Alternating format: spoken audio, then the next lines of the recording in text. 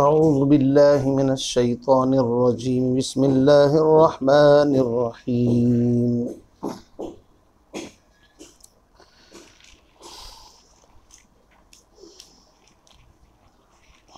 व इन खिफ्तुम शिक़ाक़ बैनिहिमा फ़बअसू हकमम मिन अहलिही व हकमम मिन अहलिहा इन युरीदा इस्लाहन युवफ़्फ़िक़िल्लाहु बैनहुमा इन्नल्लाह कान अलीमन ख़बीरा। सदक़ल्लाहुल अज़ीम।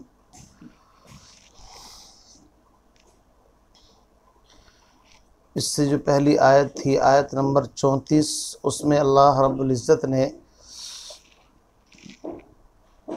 मर्दों की अहमियत, अज़मत, फ़जीलत जो औरतों पर है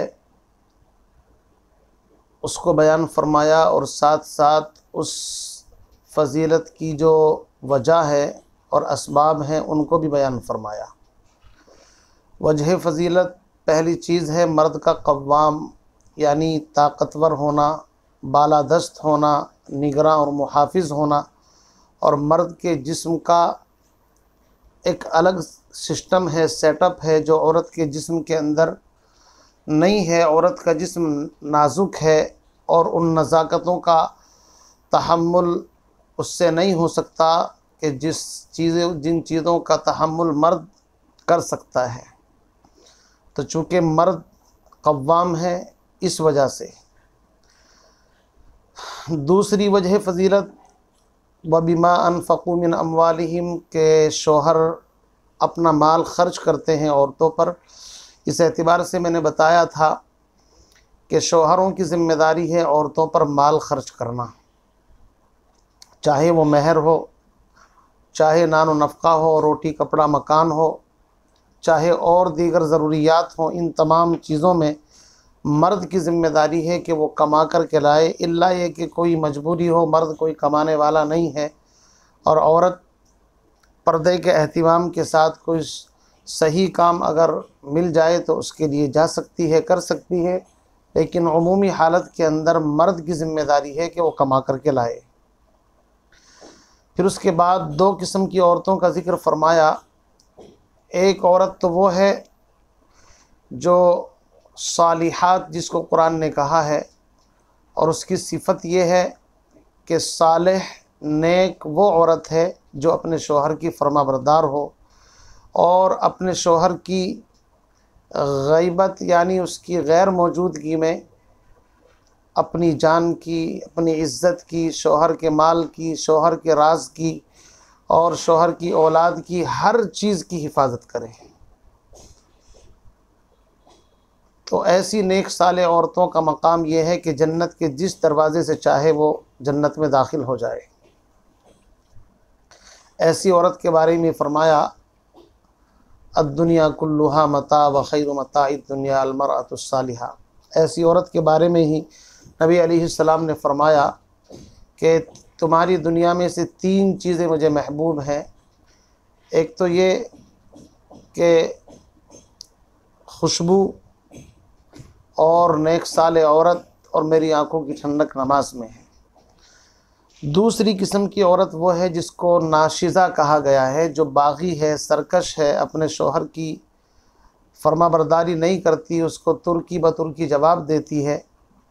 ऐसी औरत की स्टेप बाय स्टेप यानी अल्लाह रब्बुल इज़्ज़त ने तरतीबवार 3 सज़ाएँ बयान फरमाई हैं। उनमें सबसे पहली सज़ा ये है कि उनको वाज़ नसीहत की जाए, समझाया जाए। वज़क्किर फ़इन्न ज़िक्रा तनफ़उल मुमिनीन, समझाने बुझाने से नफ़ा होता है, उससे काम चल जाए तो बहुत अच्छी चीज़ है। दूसरी चीज़ है वहजुरूहुन्न फ़िल मज़ाजिअ, उनको बिस्तरों में अलग छोड़ दो, यानी वहीं पर रहो लेकिन आप उनके बिस्तरों में से अलग हो जाओ, कि ये चीज़ भी औरत पर बड़ी शाक और नागवार होती है और शौकन की तरह उसको ये अंदर से खाई जाती है तन्हाई। तो हो सकता है अब उसकी इस्लाह हो जाए, और अगर फिर भी इस्लाह ना हो तो तीसरा दर्जा था वज़रिबूहुन, कि उनको ज़र्ब तादीब अदब सिखाने के लिए गैर मुबर्रहिन की हदीस के अंदर शर्त आई है कि हड्डी न टूटे, कोई गहरा ज़ख़म न लगे, कोई खून न निकले, तंबीह के तौर पर मारने की इजाज़त है, अगरचे इमाम शाफ़ई न मारने को ज़्यादा अफजल और बेहतर बताते हैं। जैसा कि हज़रत उमर रज़ी अल्लाह ताला अन्हु का वाक़या मशहूर है कि मदीना मुनव्वरा में जब आए तो नबी अलैहिस्सलातु वस्सलाम ने अंसार को, मुहाजिरीन को तालीम दी कि औरतों के साथ अच्छा सलूक करो, इनको मत मारो। तो हज़रत उमर ने कहा, अल्लाह के नबी, हम जब मक्के में थे इनकी पिटाई मरम्मत वगैरह करते रहते थे तो बिल्कुल सीधी रहती थी, लेकिन जब से यहाँ आए हैं तो ये सरों पर चढ़ गई। तो अल्लाह के नबी अलैहिस्सलातु वस्सलाम ने फरमाया कि भाई बिल्कुल ये नहीं कि बिल्कुल एकदम सूफ़ी जी बन जाओ, बल्कि मकसद ये है बग़ैर बात के खाम खा तानो तशनी मार पीट ये अच्छी चीज़ नहीं है, चूँकि असल चीज़ तो है अखलाक, हुस्न अखलाक। हुस्न अखलाक से इंसान दिलों पर हुकूमत करता है, जो दिलों को फ़तह कर ले वही फ़ातिह ज़माना।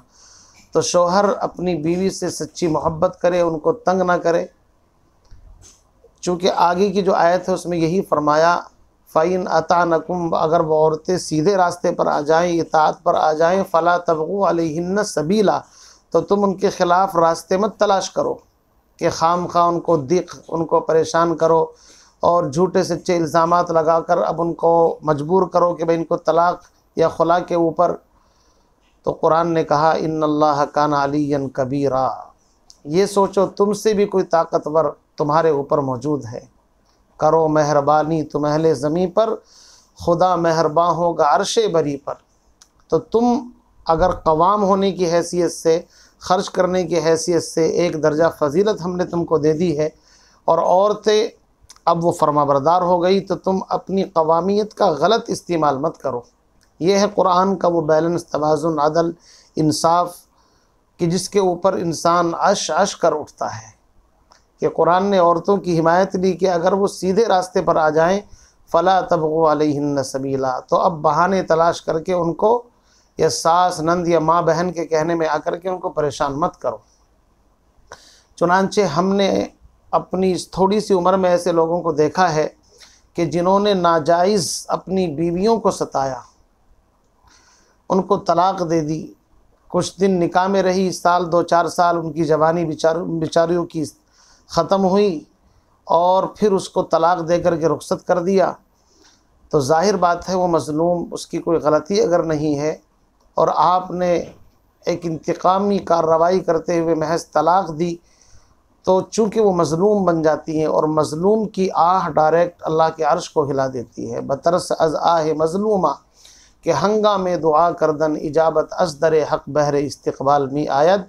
तो अल्लाह की उस पकड़ से डरना चाहिए, इत्तक़ी दावत अल मज़लूम। जब उनकी आह जाती है और ऊपर से फिर फ़ैसले उतरते हैं, तो हमने देखा है कि किसी को फालिज के अंदर और किसी को किसी और मर्ज़ के अंदर, और इंसान समझ में नहीं आता कि आखिर ये हो क्या गया। होता यही है कि बीवियों के ऊपर नाहक जुल्म किया गया, माँ बहन के कहने में आकर के उनको खाम खा टॉर्चर किया गया, नाजायज़ बग़ैर किसी बात के तलाक़ दी गई। देखो कुरान ने कितने तरीके बताए हैं। इस ज़िंदगी को, हंसती खेलती ज़िंदगी को बर्बाद नहीं करना है। निकाह का मकसद है प्रोटेक्शन, हिफाजत, उनको लाइफ टाइम के लिए रखना।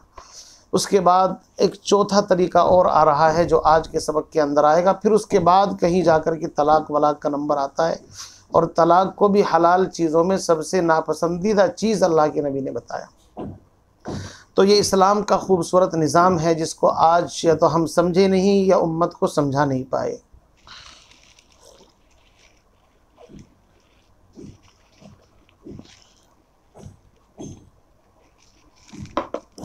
अल्हम्दुलिल्लाह, इस्लाम एक मुअतदिल और इंतहाई पाकीज़ा मज़हब है। औरतों पर जुल्म हो क़तअन बर्दाश्त नहीं, मर्द पर जुल्म हो क़तअन बर्दाश्त नहीं।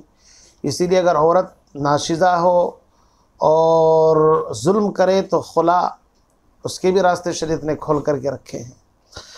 फरमाते हैं, व इन ख़िफ़्तुम शिक़ाक़ बैनिहिमा, और अगर तीनों तरीके तरतीब बाई तरतीब करके देख लिए, लेकिन उसके बावजूद भी लड़ाई झगड़े बढ़ गए, शिक़ाक़, मर्द की तरफ से भी झगड़े, औरत की तरफ से झगड़े, आप आपस के अंदर ऐसी चिकल्लश पैदा हो गई कि अब तक तो मसला वो था कि मामले को घर ही के अंदर सुलझा लिया जाए।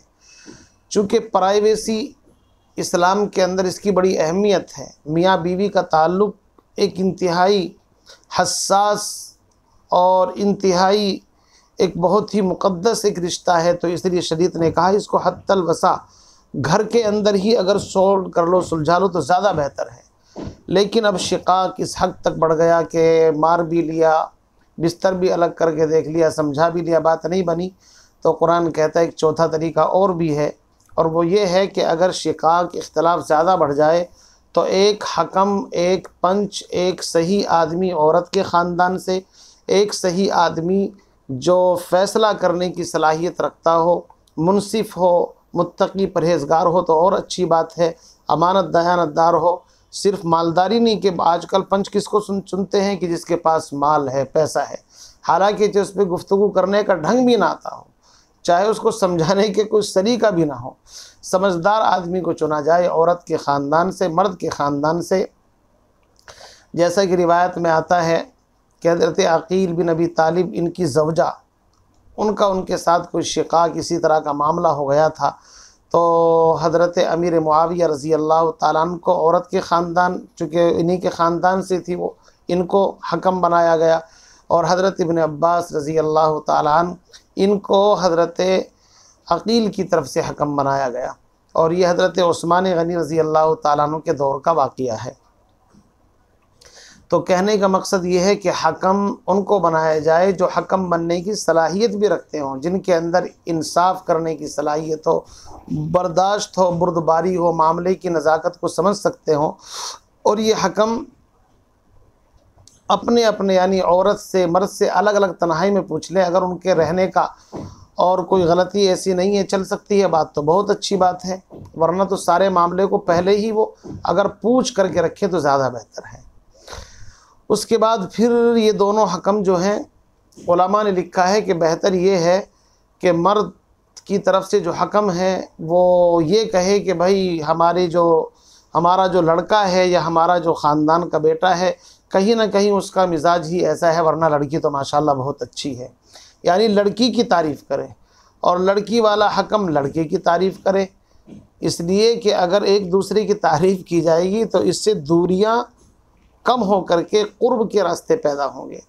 और अगर हर आदमी अपने अपने की हिमायत लेगा कि भाई हमारा लड़का सही है, तुम्हारी लड़की ये है, और लड़की वाला हकम कहे कि हमारी लड़की सही है, तुम्हारा लड़का सही नहीं, तो बजाय करीब होने के मामला और दूर हो जाएगा। जैसे कि आजकल देखने में आता है कि अगर कोई किसी के बच्चे की शिकायत लेकर के घर पहुंच जाए तो माँ बाप अपने बच्चे की शिकायत नहीं सुनते आज के टाइम के अंदर, बल्कि शिकायत करने वाले को भी उल्टा 10 बातें सुनाते हैं। हमारा बच्चा तो बड़ा शरीफ है, घर के अंदर बड़ा पाकीज़ा, बड़ा मासूम, ये किससे लड़ता नहीं, और आपको गलतफहमी हो गई होगी, ये है वो है।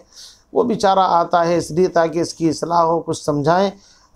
जब वो ऐसी बातें सुनता है तो मायूस होकर के चला जाता है, और उसका गलत नतीजा ये निकलता है कि औलाद बिगड़ जाती है। वरना पहले ज़माने के अंदर ऐसा था कि अगर किसी के बच्चे की शिकायत लेकर के आते तो घर का मुखिया लठ उठा करके, डंडा उठा करके बच्चे को धमकाता कि ख़बरदार, तूने ऐसी हरकत क्यों की, तूने फुला का एहतराम क्यों नहीं किया। तो दूसरे आदमी को खुद तरस आ जाता था जो शिकायत लेकर के आता था कि जी छोड़ो, कोई बात नहीं है, बच्चा है। क्यों? इसलिए कि जब आप उस बच्चे को डांटेंगे तो इसका मतलब ये है कि जो शिकायत लेकर के आया है वो खुद कहेगा कि जी छोड़ो, कहाँ इस झंझट में पड़ गए आप। तो आज उल्टा हो रहा है, इसलिए औलाद बिगड़ रही है। बहरहाल इन हकम को क्या इख्तियार है, क्या ये दोनों तफरीक करा सकते हैं या नहीं, इस सिलसिले में इख्तिलाफ़ है। इमाम मालिक, इमाम शाफ़ई ये हज़रात फरमाते हैं कि हाँ, इनको ये हक़ है कि अगर चाहें तो सुलह करा दें और चाहे तो तफरीक करा दें, निकाह फस्ख़ कर दें। और ये दलील पकड़ते हज़रत अली रज़ी अल्लाह ताला अन्हु की उस हदीस से कि उनके पास मर्द की तरफ से, औरत की तरफ से कुछ इसी तरह का मामला पेश आया, एक बड़ी जमात उनके पास आई, तो इन्होंने 2 हकम बनाए उनकी तरफ से। औरत का जो हकम था उसने औरत से पूछा कि मुझे मामले का इख्तियार है। औरत ने कहा कि मेरी तरफ से तुम्हें मुकम्मल इख्तियार है, जो चाहो आप करो। मर्द का जो हकम था उससे पूछा गया तो उसने कहा कि हाँ देखो, मेरी तरफ से इजाज़त ये, अगर सुलह की आप बात करा सकते हैं तो बहुत अच्छी बात है, तफरीक की बात मत कराना आप। तो हज़रत अली रज़ी अल्लाह तआला ने कहा कि नहीं, आप भी इनको कुरान के मुताबिक हर तरह का इख्तियार दे दो ताकि खुल कर के फ़ैसला ले सकें। तो इससे वो दलील पकड़ते हैं कि देखो, जो हकम है उनको इख्तियार दिए मुकम्मल तरीके से निकाह को बाकी रखने का, फ़स्ख़ करने का। तो इससे इमाम शाफ़ी, इमाम मालिक वग़ैरह दलील पकड़ते हैं कि इन हकमैन को निकाह के बाकी और फ़स्ख़ करने का इख्तियार होगा। जबकि इमाम आज़म अबू हनीफ़ा रहमतुल्लाह अलैह फरमाते हैं कि इस हदीस में ख़ुद ये दलील मौजूद है कि हज़रत अली रज़ी अल्लाह तआला ने कहा कि इनको इजाज़त दे दो तुम भी। इसका मतलब ये है कि असल इजाज़त तो शौहर के पास ही है, इसलिए कि हदीस के अंदर आया इन्नमत तलाक़ु लिमन अख़ज़ अस्साक़। हाँ, तलाक़ का इख्तियार मर्द को है, औरत को नहीं है। अलबत्ता अगर ये दोनों आपस में अपने इख्तियारात सौंप दें कि जी हमारी तरफ से आप वकील हो, आप चाहो तो निकाह फ़स्ख़ करना और चाहो तो बाकी रखना, तो फिर मामला अलग है। बाकी उमूमी हालत में इनको निकाह फ़स्ख़ करने की इंद अबी हनीफ़ा इजाज़त नहीं है। अलबत्ता सुलह अगर करा सकते हैं तो बहुत अच्छी बात है, वरना निकाह की तफरीक का इनको हक़ नहीं है। यहाँ पर यह भी देखिए कि कुरान ने ख़ानदान के लोगों को कहा है हकम बनाने के लिए, किसी काजी को या अदालत के लोगों को दखल अंदाज़ी की इजाज़त नहीं दी। क्यों? इसलिए कि हज़रत फ़ारूक आज़म रज़ी अल्लाह तआला अन्हु का मशहूर मक़ूला है, उन्होंने अपने ज़माने खिलाफत में आम ऐलान कराया था, लोगों अपने मामलात को ख़ुद निपटाया करो, जैसे कि कुरान ने कहा है, या अपने दरमियान अपने ख़ानदान के लोगों को हकम बना लो। इसलिए कि जो मामलात काजी या हाकिम के पास जाते हैं अदालतों के अंदर, उनके फ़ैसलों से उमूमन दिलों के अंदर बुग़्ज़ और कीना पैदा हो जाता है। जिसके ख़िलाफ़ फ़ैसला होता है उसके दिल में कीना होता है, और जिसके मुआफ़िक होता है वो खुश हो जाता है। इसलिए हज़रत फ़ारूक आज़म रज़ी अल्लाह तआला अन्हु ने बहुत ही इंतहाई बसीरत और इंतहाई गौर व फ़िक्र के बाद ये हुक्म दिया था, और वाकई आज भी इसकी हिकमत यही मालूम होती है। इसलिए जो लोग मामूली बातों में कोर्ट कचहरी और भाग करके खामखा जजों को, बेचारों को परेशान करते हैं, उनके ऊपर पहले से ही दुनिया भर के मुकद्दमात और ये हैं जो पेंडिंग में पड़े हुए हैं। आप और मुस्तकिल इस तरह के मसाइल, बल्कि ईमान वालों को तो चाहिए कि वो अपने मसाइल को मुस्लिम पर्सनल लॉ या इसी तरीके से जो शरई अदालतें हैं उनके ज़रिए से, या उलमा के ज़रिए से, या अपने ख़ानदान के जो पंच हैं उसी के ज़रिए से इसको हल करने की कोशिश करें। तो बहरहाल इस सिलसिले में ये भी याद रखिए कि निकाह का मामला इंतहाई अहम मामला है। अल्हम्दुलिल्लाह। वो हदीस के अंदर आपने सुना होगा, मशहूर वाक़िया है कि शैतान कभी कभी अपने चेलों की कारगुजारी लेता है समंदर के ऊपर तख्त बिछा करके। तो मुख्तलिफ़ शयातीन आते हैं, अपनी अपनी कारगुजारी सुनाते हैं। कोई कहता है मैंने किसी को नमाज से रोक दिया, दूसरा कहता है मैंने झगड़ा करा दिया, तीसरा कहता है कि मैंने शराब पिलवा दी, चौथा कहता है मैंने ज़िना करा दिया, मुख्तलिफ़ गुनाह के बारे में। तो शैतान बड़ा खुश होता है, वाह वाह बहुत अच्छा। उसके बाद एक शैतान कहता है कि मैंने मियाँ बीवी के दरमियान झगड़ा करा दिया, तलाक़ दिलवा दी। तो शैतान इतना खुश होता है, उछल पड़ता है अपने तख्त से और उसको गले से लगाता है, मुआनका करता है, वाह वाह वाह वाह, काम तो असल तूने किया है। क्यों? इसलिए कि इस दिवाजी ज़िंदगी जब टूटती है तो इसका फ़र्क सिर्फ दो फ़र्द पर नहीं बल्कि औलाद पर भी, ख़ानदान के ऊपर, गांव महल्ले के ऊपर, और उसके साइड इफ़ेक्ट बहुत दूर तक जाते हैं। हालांकि ये चीज़ आज के दौर में इतनी मामूली समझी जाती है, तलाक़ अल्लाह बस रहम फरमाए, और इसीलिए मुसलमान परेशान हाल हैं। तो जहाँ तक हो सके इस रिश्ते को, पाकीज़ा रिश्ते को निभाना चाहिए, छोटी मोटी बातों को दरगुज़र करना चाहिए, प्यार मोहब्बत के साथ इस रिश्ते को डील कर लेना चाहिए। देखिए कुरान पाक ने क्या खूबसूरत तालीम दी है। फरमाया व इन खिफ्तुम शिकाक बैनिहिमा फबअसू हकमम मिन अहलिही व हकमम मिन अहलिहा। अगर तुमको डर हो दोनों आपस में शिकाक का, मर्द औरत की तरफ से, औरत मर्द की तरफ से, तो फरमाया फबअसू हकमम मिन अहलिही, तो एक हकम खड़ा करो मर्द की तरफ से, व हकमम मिन अहलिहा, और एक पंच और हकम औरत के ख़ानदान की तरफ से। युरीदा इस्लाह, अगर ये दोनों इस्लाह का इरादा रखेंगे। कौन? ये दोनों हकम पंच, चूँकि नियतों का भी तो फ़र्क पड़ता है। इन्नमल आमालु बिन्नियात, इन दोनों की नियत अगर सुलह की होगी और अपनी मूछें नीची कर लेंगे, युवफ़्फ़िक़िल्लाहु बैनहुमा, अल्लाह ताला उनके दरमियान इस्लाह की तौफ़ीक दे देंगे, जोड़ की तौफ़ीक पैदा फरमा देंगे। और अगर इन्हीं के अंदर मूँछों का मसला होगा कि मैं लड़के वाला हूँ, ये लड़की वाला है, आजकल जैसे कि देखने में आता है, अगर किसी को हकम बना दे तो वो, आपने सुना होगा ना वो कहावत कि चाय से ज़्यादा केतली गर्म, तो ऐसा मामला हो जाता है। हमदर्दी बटोरने के लिए खाम खा उल्टी सीधी बातें, हम ये कर देंगे वो कर देंगे। और आजकल घरों की ज़िंदगी इसी वजह से ज़्यादा बिगड़ती है, जो दरमियान में लोग घुस जाते हैं। बल्कि बहुत से बेवकूफ़ तो खुद घर वाले ऐसे होते हैं, लड़की को सहारा देते हैं, हालांकि तजर्बा है। अगर लड़के लड़की दोनों की लड़ाई के अंदर लड़की वाले अपनी लड़की को जा कर के डांटें कि ख़बरदार, हमने निकाह किया है, शोहर की इज़्ज़त एहतराम करो, और कभी कोई झगड़ा हुआ तो हम इस दहली पर नहीं आएंगे, हमारी बेइज्जती है, तौहीन है, तो औरत कभी सर नहीं चढ़ सकती। लेकिन होता क्या है, आजकल फ़ोन चल रहे हैं कि जी नंद ने ये कर दिया, सास ने ये कर दिया, फलां ने ये कर दिया। घर वाले क्या कहते हैं, ख़ास तौर से माँ बहन वगैरह या वालिद भी कभी कभी या भाई भी ऐसे हो जाते हैं कि हम खुद देख लेंगे, तुझे दबने की ज़रूरत नहीं है, बल्कि धमकी भरे मैसेज या धमकी भरी बातें होने लगती हैं, तो फिर अच्छे खासे घर टूट जाते हैं। समझे नहीं? फरमाया अगर ये दोनों इस्लाह का इरादा करेंगे तो अल्लाह भी ताला भी इस्लाह करा देगा। बाज़ हज़रात ने इन युरीदा इस्लाहन, इसकी ज़मीर शोहर बीवी की तरफ, यानी अगर ये शोहर बीवी जिनमें झगड़ा है, शिकाक है, अगर ये दोनों इस्लाह चाहेंगे तो अल्लाह रब्बुल इज़्ज़त भी इस्लाह करा देगा। जी, इन्नल्लाह काना अलीमन खबीरा, बेशक अल्लाह ताला सब कुछ जानने वाला बड़ा बाखबर है। चोरियाँ आँखों की और सीनों के राज जानता है सबको तू है बेनियाज। तो उसके यहाँ ये चीज़ें नहीं छुप सकती कि ज़बान पर कुछ हो और दिल के अंदर कुछ हो। अल्लाह नियतों को जानता है। अगर वाकई तुम्हारी नियत इस्लाह की है और हर आदमी अपनी गलती मान ले कि वाकई गलती मेरी थी, आइंदा नहीं करूँगा, तो अल्लाह रब्बुल इज़्ज़त वाकई इस्लाह करा देंगे। और अगर इस्लाह से मकसूद इस्लाह नहीं बल्कि महज ज़लील करना है या वक्ती तरीके से बस खामोशी या इस मसलहत पसंदी के तौर पर है, तो फिर याद रखना अल्लाह रब्बुल इज़्ज़त सब कुछ जानने वाले हैं।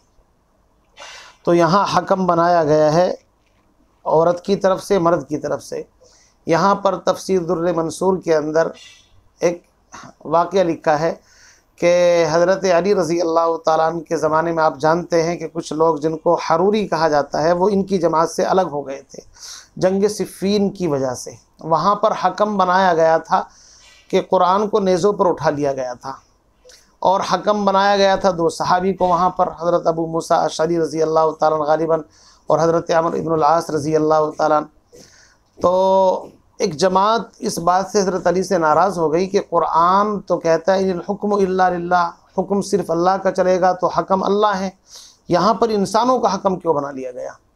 तो रिवायत का ख़ुलासा जो है तफसीर दुर्र मंसूर के अंदर है, मैं पढ़ रहा था, उसका ख़ुलासा उसका माहसल ये है, आपको बता दूँ कि हज़रत इब्न अब्बास रज़ी अल्लाह ताला ने कहा हज़रत अली से कि आप ज़ोहर की नमाज़ थोड़ा सा ठंडक में पढ़ाइए, गर्मी रहती है आप जानते हैं अरब के अंदर, इसलिए कि हरूरा के कुछ लोग यहाँ पर इकट्ठे हैं, मैं इनसे मिलना चाहता हूँ। चुनांचे नमाज के बाद हज़रत इब्न अब्बास रज़ी अल्लाह ताला वहाँ तशरीफ़ ले गए। जब वहाँ तशरीफ़ ले गए तो आप जानते हैं इब्न अब्बास कुरान के बड़े माहिर हैं, इनको तो हिब्रुल उम्मा और तर्जुमानुल कुरान, लिसानुल कुरान का ख़िताब मिला है। अच्छे कपड़े पहन करके गए। तो हरूरी वहाँ पर तकरीबन 24,000 के करीब लोग जमा थे। तो उन हरूरियों ने इनको देख कर के कहा कि इब्न अब्बास, ये आपने जो नया लिबास पहन रखा है, खैरियत तो है, जैसे हम भी कह देते हैं कभी खैरियत है, क्या क्या बात है। हज़रत इब्न अब्बास ने कुरान से दलील दी कि भाई क्यों, अच्छे कपड़े पहनना क्या अच्छा नहीं है। जैसे कि आजकल भी बहुत सौ को चिढ़ हो जाती है अगर मौलवी के बदन पर अच्छे कपड़े देख लिए या किसी के जिस्म पर सफ़ेद लिबास, अरे भाई मज़े आ रहे हैं भाई, सफ़ेद कपड़े पहन रखे हैं, ये है वो है, ठाट बाट है। तो हज़रत इब्न अब्बास रज़ी अल्लाह ताला ने कहा अल्लाह के नबी को मैंने ख़ुद देखा अच्छा लिबास पहनते हुए, और कुरान ने तो ख़ुद कहा है कुल मन हर्रमा ज़ीनतल्लाहिल्लती अख़रज लिइबादिही वत्तय्यिबाति मिनर रिज़्क़, कौन है जो अल्लाह की हलाल करदा चीज़ों को हराम करे। तो जब दलील दी तो खामोश हो गए। बहरहाल फिर उन्होंने पूछा आपके आने का मकसद क्या है। फरमाया मकसद ये है, आप ये बताओ, हज़रत अली रज़ी अल्लाह ताला अन्हु अल्लाह के नबी के दामाद हैं और तुम्हारे साथ मुसलमान लाने में, इस्लाम लाने में पहल करने वाले हैं और बड़े ऊंचे लोगों में से हैं, मुत्तकी परहेज़गार, बड़े फ़ज़ाइल, लेकिन तुम उनसे अलग क्यों हो गए। तो इन्होंने वही 3 बातें रखी, कहा कि 3 बातों की वजह से हम नाराज़ हैं हज़रत अली से। वो 3 बातें क्या हैं? एक बात तो यही है कि उन्होंने इंसानों को हकम क्यों बनाया, जबकि कुरान कहता है इनिल हुक्मु इल्ला लिल्लाह। हज़रत इब्न अब्बास ने कहा अगर मैं कुरान से साबित कर दूं तो क्या तुम मानोगे? कहा कि क्यों नहीं मानेंगे। तो हज़रत इब्न अब्बास ने यही कुरान की आयत पढ़ी कि मियाँ बीवी के झगड़े में तो कुरान कहता है एक हकम इधर से बनाओ, एक हकम उधर से बनाओ। तो ये बताइए मियाँ बीवी का झगड़ा ज़्यादा बड़ा है? फिर आगे सूरह माइदा के अंदर एक आयत है, उहिल्ल लकुम सैदुल बहरी व तआमुहु मताअन लकुम वलिस्सय्यारा। वहाँ पर भी अगर एहराम की हालत में किसी जानवर को कत्ल कर दे तो वहाँ पर भी हकम बनाने का जिक्र है कि किसी को 2 गवाहों को हकम बनाया जाए कि वो जो फ़ैसला करे कि इसकी जज़ा क्या है। उन्होंने कहा कि क्या ये मामला ज़्यादा बड़ा है ये इंसानों के दरमियान? कहा कि इंसानों के दरमियान सुलह सफ़ा ये बड़ा मामला है। तो फरमाया कुरान तो यहाँ पर इंसानों को हकम बनाने की बात कर रहा है, तो अगर वहाँ अबू मूसा अशअरी या हज़रत अमर इब्न अल-आस को बनाया तो वो भी तो इंसान है, सहाबी, इसमें कौन सी प्रॉब्लम की बात है? अल्लाह रब्बुल इज़्ज़त की तरफ से वही हकम है। तो ये जवाब बहुत खूबसूरत जवाब दिया उन्होंने। फिर पूछा दूसरा एतराज़ क्या है? कहा कि हमारा दूसरा एतराज़ ये है कि उन्होंने जंग लड़ी है, और जब जंग लड़ी जाती है तो अगर सामने वाला काफिर है तो उसके माल को माल गनीमत बनाया जाता है, और उनकी जो औरतें उनको कैदी बनाया जाता है। इन्होंने जंग भी लड़ी और न किसी को कैदी बनाया, और जंग जमल की बात है, हाँ, जंग जमल के अंदर ना इन्होंने किसी को कैदी बनाया और ना किसी का माल लूटा।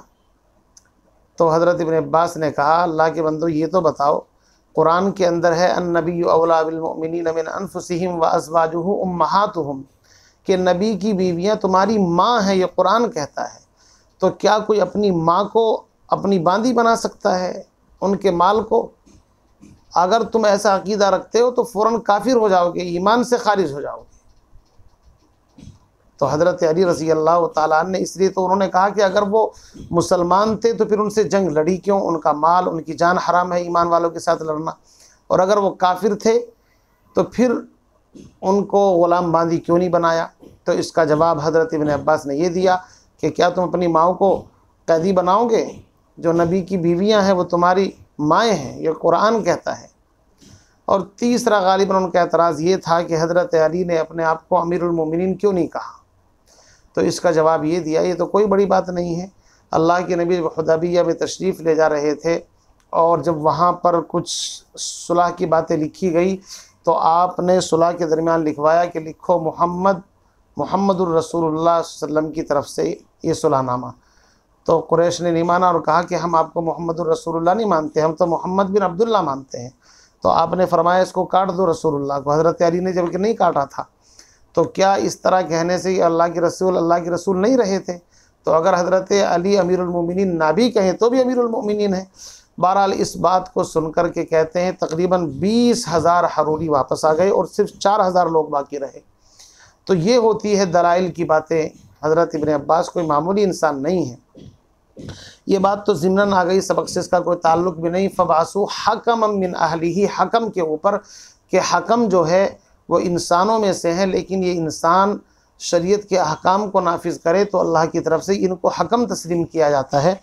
बहरहाल आज के सबक का ख़ुलासा आपके सामने यही आया है कि अगर मियाँ बीवी में झगड़ा हो जाए तो 2 हकम चुने जाएं और वह आपस में सुलह की कोशिश करें। सुलह हो जाए तो बहुत अच्छी चीज़ है, और अगर तफरीक की नौबत आए, हालांकि इनको तफरीक का हक़ नहीं है इमाम आज़म अबू हनीफा रहमतुल्लाह अलैह के नज़दीक। और तीसरी बात मैंने बताई कि अपने मामलात को अदालतों में और काजियों के पास ले जाने से हज़रत उमर ने मना फरमाया, चूँकि उससे आम तौर से दिलों के अंदर बुग़्ज़ और कीना पैदा होता है। अल्लाह ताला से दुआ फरमाए हम तमाम को अपनी अपनी इज़्दिवाजी ज़िंदगी को खुश खुर्रम और प्यार मोहब्बत के साथ बसर करने की सआदत और तौफ़ीक नसीब फरमाए। व आखिर दावाना अनिल हम्दुलिल्लाहि रब्बिल आलमीन।